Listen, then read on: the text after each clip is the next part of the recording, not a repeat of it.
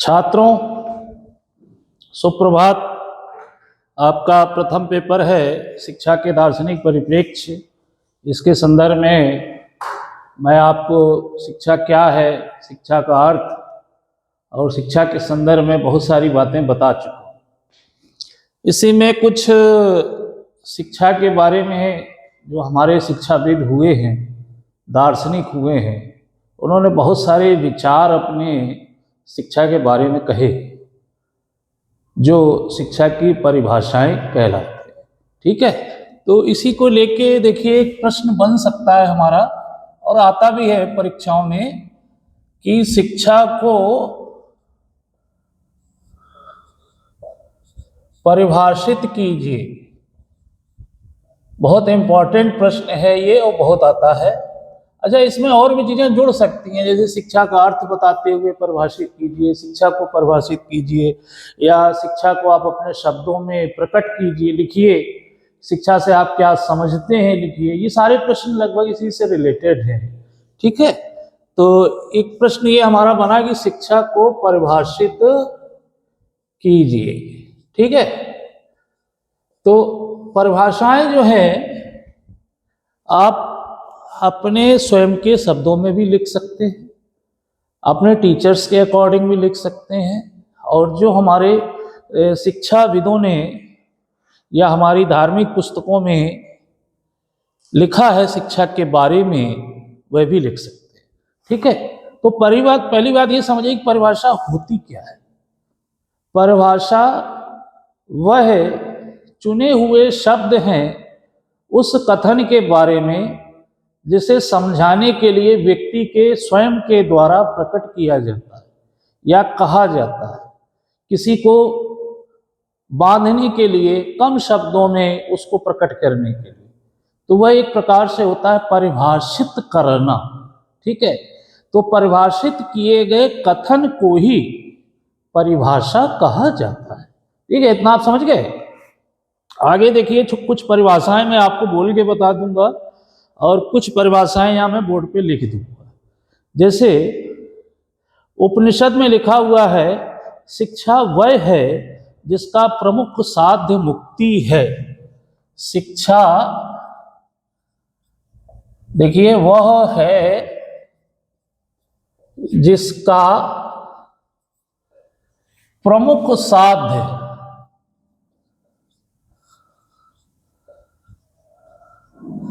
मुक्ति है। देखिए, उपनिषद में ऐसा लिखा हुआ है, उपनिषद के अनुसार। ठीक है, परिभाषाएं जो होती हैं इन्वर्टेड कॉमा में लिखी जाती हैं। आप भी इन्वर्टेड कॉमा में ही लिखिएगा। ठीक है, अब आप कोई भी परिभाषा लिखते हैं तो आप उसको आप अपने शब्दों में बताइए भी, अर्थ लिख दीजिए कॉपी में। अगर आपने एक परिभाषा लिखी, 3-4 लाइन इसका अर्थ लिख दिया, आपका आधा पेज भर जाएगा, आपका प्रोग्राम आगे चला जाएगा। ठीक है, और यदि आप दूसरी परिभाषा लिखते हैं फिर उसके बारे में लिख दीजिए। तो इस तरह से आप अपने प्रश्न के उत्तर को विस्तारित कर सकते हैं, आगे बढ़ा के लिख सकते हैं। और यदि मान लीजिए आपको 4 परिभाषाएं याद हो गई हैं और आपको बहुत सारी चीजें नहीं भी याद हैं, तो इन्हीं परिभाषाओं से आप बना बना कर भी लिख सकते हैं। ऐसा नहीं है कि नहीं लिख सकते हैं। ठीक है, तो अब ये परिभाषा थी कि शिक्षा वह है जिसका प्रमुख साध्य। साध्य का मतलब क्या होता है? जिसे हमें साधना है या प्राप्त करना है। तो दूसरा शब्द है हमारे पास मुक्ति। ठीक है, तो शिक्षा से आप ये समझिए कि किससे मुक्ति मिल जाती है? स्वयं से मिल जाती है क्या, या अन्य समाज से मिल जाती हो? ऐसा नहीं होता है। शिक्षा से मुक्ति मिलती है किसी से? अज्ञानता से। ठीक है, अंधकार से, झूठ से, पाखंड से, भ्रष्टाचार से, ऐसी चीजें जो व्यक्ति को भ्रमित करती हैं। ठीक है, सही निर्णय नहीं लेने देती हैं। ठीक है, भटका देती हैं सही मार्ग से। उन सभी से मुक्ति शिक्षा के द्वारा ही मिलती है। एक शिक्षित व्यक्ति समझदार होता है, विवेकशील होता है, चिंतन वाला होता है। वह ये समझ सकता है कि समाज के लिए क्या हितकर है और क्या सही नहीं है। तो ये चयन करने की क्षमता हमें शिक्षा देती है। ठीक है, तो शिक्षा सही मायने में क्या है? मुक्ति है। अब यदि अब पूरी परिभाषा आपको नहीं याद होती तो ऐसे याद कर लो कि उपनिषद मुक्ति है। ठीक है, तो आपको इतना याद रहेगा कि उपनिषद मुक्ति है, तो बाकी लाइन आप स्वयं भी बना लोगे कि उपनिषद ने कहा गया है कि शिक्षा वह है जो जिससे प्रमुख साध्य मुक्ति है। ठीक है, दूसरी परिभाषा आपको बताते हैं। कौटिल्य के अनुसार, जिनको चाणक्य भी कहा जाता है, उनके अनुसार है शिक्षा का अर्थ है देश के लिए प्रशिक्षण। शिक्षा का अर्थ है देश के लिए प्रशिक्षण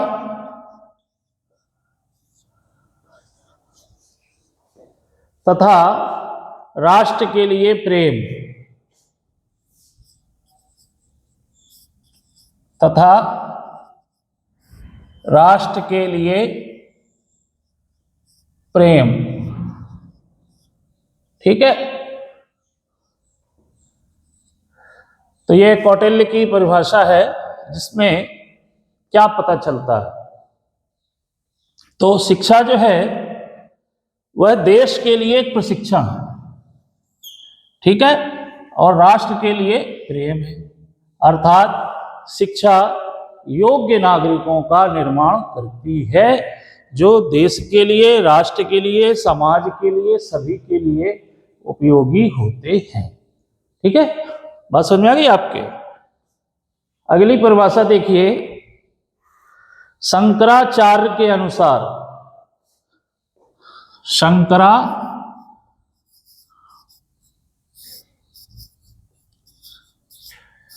के अनुसार इन्होंने क्या कहा है कि शिक्षा आत्मानुभूति के लिए है। शिक्षा आत्मानुभूति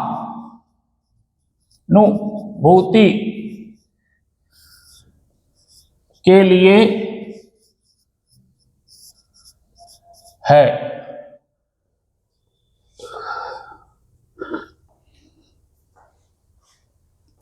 अब इससे क्या पता चलता है?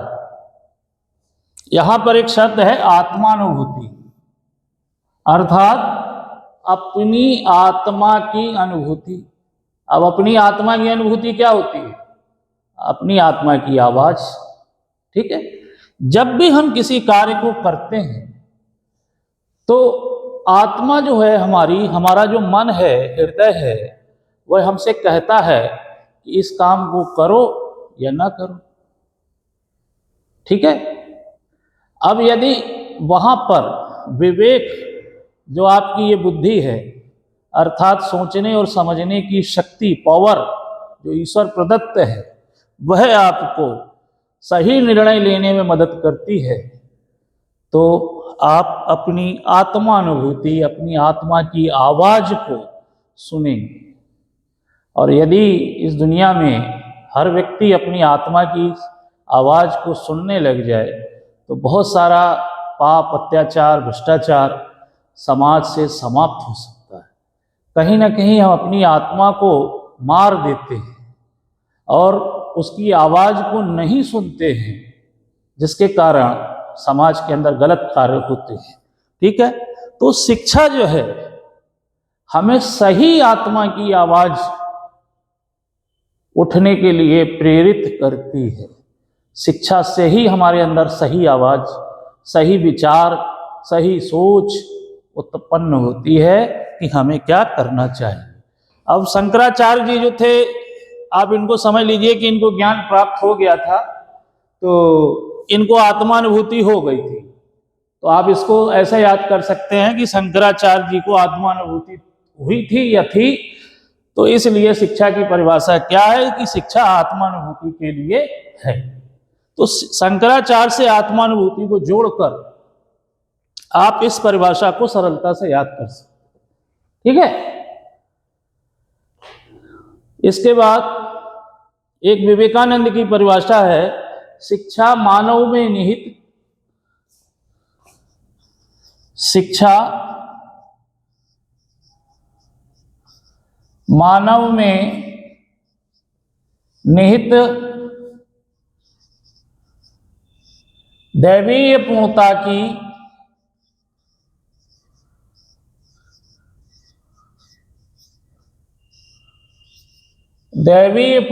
की अभिव्यक्ति है।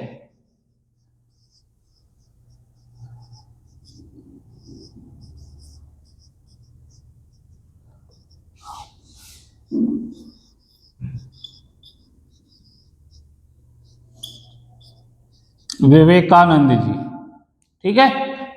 तो इनके ये विचार थे कि शिक्षा मानव में निहित दैवी पूर्णता की अभिव्यक्ति है।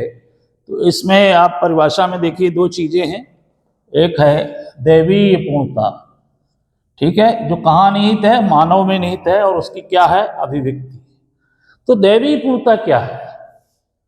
व्यक्ति के अंदर देवों के समान गुण होना, ठीक है, जो हमारे समाज के द्वारा सम्मत गुण है, एक आदर्श नागरिक के गुण हैं, जिन गुणों से व्यक्ति मूल्यवान हो जाता है, समाज में उसको सम्मान मिलता है, प्रतिष्ठा मिलती है, वह सभी दैवी गुण जो होते हैं शिक्षा के द्वारा मनुष्य के अंदर उजागर होते हैं, धीरे धीरे आगे बढ़ते हैं, अग्रसर होते हैं, और शिक्षा उन सभी को प्रकट करने में, अभिव्यक्त करने में सहायता पहुंचाती है। ठीक है।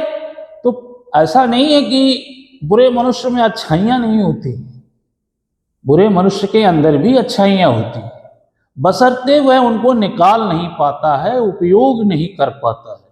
आपने एक कहानी पढ़ी होगी अंगुलीमाल की।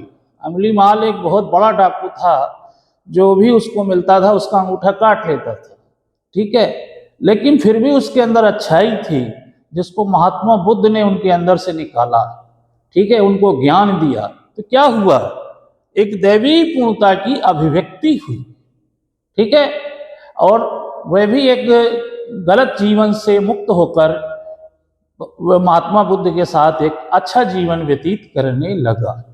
तो शिक्षा क्या है? शिक्षा एक दैवी पूर्णता की अभिव्यक्ति है।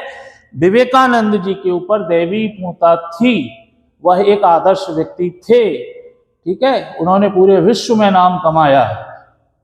तो दैवी पूर्णता शब्द को विवेकानंद से जोड़कर आप ये परिभाषा लिख सकते हैं कि शिक्षा मनुष्य में निहित दैवी पूर्णता की अभिव्यक्ति है। बस आपको इतना याद रखना है कि विवेकानंद को दैवी पूर्णता प्राप्त थी, ठीक है, शंकराचार्य को आत्मानुभूति थी, ठीक है, कौटिल्य चूंकि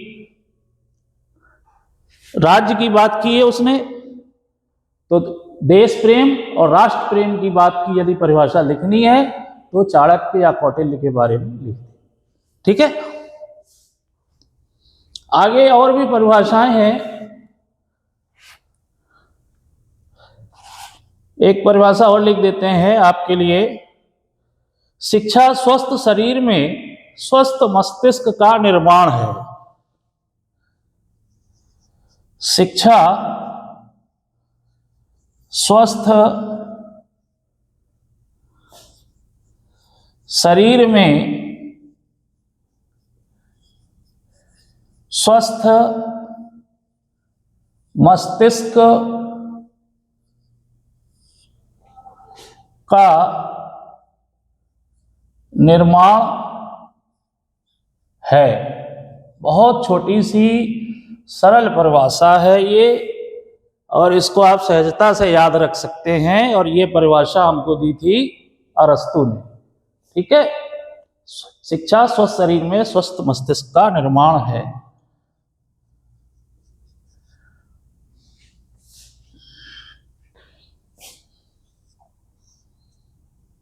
अब इस परिभाषा से क्या स्पष्ट होता है? देखिए, पहली चीज है स्वस्थ शरीर और दूसरा है स्वस्थ मस्तिष्क। ठीक है, जब शरीर के सभी अंग स्वस्थ होंगे तभी मस्तिष्क भी स्वस्थ होगा।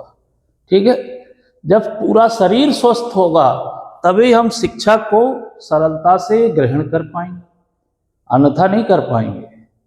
कभी भी कोई बीमारी हो, सर में दर्द हो या कोई अन्य प्रॉब्लम हो तो हम पढ़ नहीं सकते। ठीक है, जब हमारा शरीर स्वस्थ होगा तो मस्तिष्क भी स्वस्थ होगा, और मस्तिष्क भी स्वस्थ होगा तो जो शिक्षा में हमें पढ़ाया जा रहा है हम उसे सहजता से ग्रहण कर सकेंगे, अपने जीवन में उतार सकेंगे। और स्वस्थ मस्तिष्क का मतलब ये भी होता है कि जो मस्तिष्क के विकार हैं, अब विकार क्या है मस्तिष्क के? देखिए, ईर्ष्या करना, द्वेष करना, जलन करना, हीन भावना करना, भेदभाव करना, ठीक है, क्रोध करना, ठीक है, अपशब्दों को कहना, ठीक है, किसी के लिए कोई षड्यंत्र करना, ये सारी बातें क्या हैं? ये सारी बातें मस्तिष्क की बीमारियां हैं। ठीक है, अब इन्हीं बीमारियों का इलाज क्या है? इन्हीं बीमारियों का इलाज शिक्षा है। जब हम शिक्षा प्राप्त करते हैं तो कहीं ना कहीं हमारा मस्तिष्क स्वस्थ हो जाता है। ठीक है, ये सारी बातें मैं इसलिए आपको बता रहा हूं कि जब आप पेपर में लिखें तो ये चीजें आगे इसमें जोड़ सकें, कथा कहानी आगे लिख सकें। आपके पास शब्द होने चाहिए, नहीं आप उत्तर क्या लिखेंगे? ठीक है, तो आपको एक परिभाषा और बताते हैं। स्पेंसर के अनुसार शिक्षा पूर्ण जीवन है। ठीक है, स्पेंसर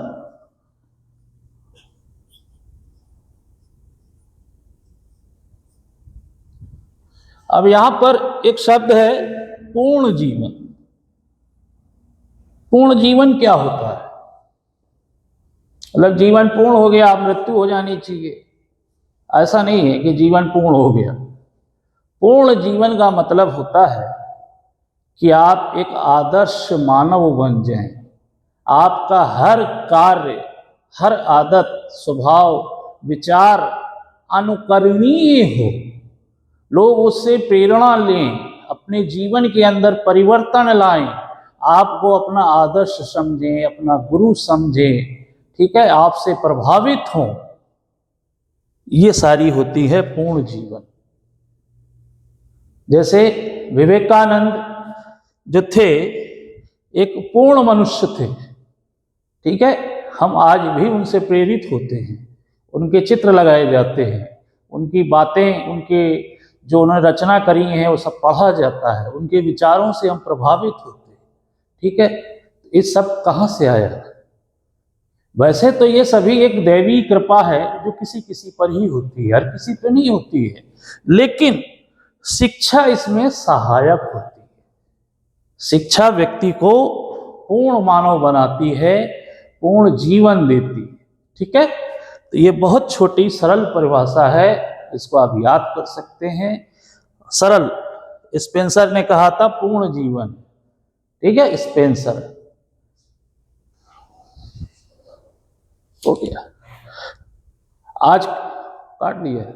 आज के लिए जो है इन परिभाषाओं के बारे में हमने आपको बताया। आगे आपको अगला क्वेश्चन बताएंगे। इनको आप चाहें तो एक स्क्रीनशॉट ले सकते हैं और वीडियो को बार बार सुनकर आप फिर से इनको अच्छी प्रकार से समझ सकते हैं। ठीक है, आज के लिए इतना ही है। धन्यवाद।